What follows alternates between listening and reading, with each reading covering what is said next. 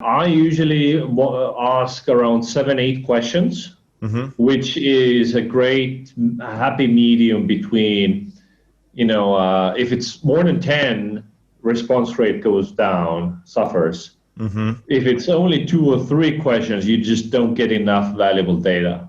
Yeah. So seven-ish is like a happy medium that I've found. The easiest thing to start is with your actual customers. So you need to talk to them. So either through a survey, which scales really easily because it's automated. So typically you want to send out the survey after they buy something. So when they still freshly remember their purchasing experience. When you survey somebody, a year after they bought something, they've already forgotten the details. But so you want to ask either on the thank you page, like, hey, we'll give you a $20 gift card if you fill out the survey. Some incentive is always helpful. Or you do it over email. You say, thank you, we got your order. And then a separate email is like, you ask them.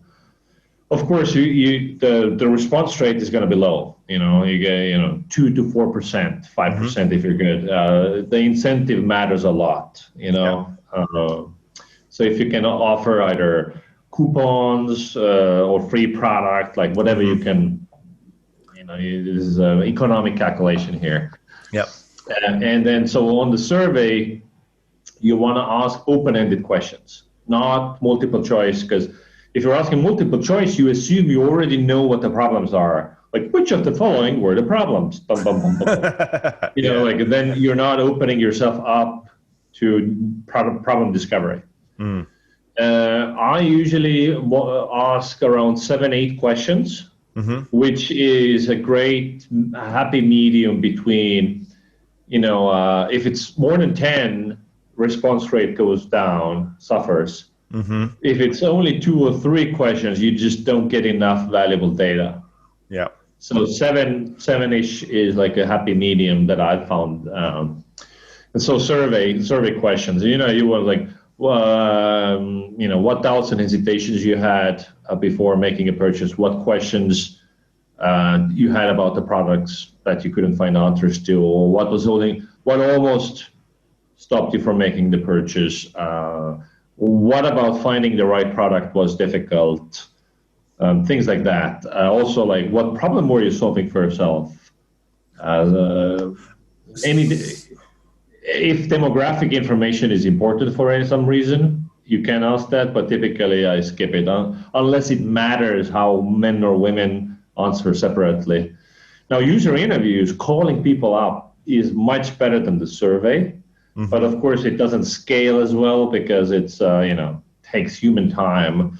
But I would definitely recommend doing at least some surveys, and then even make it a compulsory for a team that every week you need to talk to at least 2 customers, 3 customers, so they would have a finger on their pulse. And then so that's customer part, and then the people who actually don't go through with their purchase.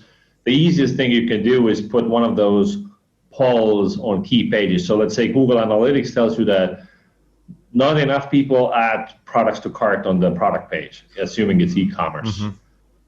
Or maybe on the SaaS pricing page, people go to the pricing page and then they leave. So you want to understand that the problem page. Then you put a poll on the website. And I like to do it was the automatic poll asks first a yes and no question because it's easy to answer.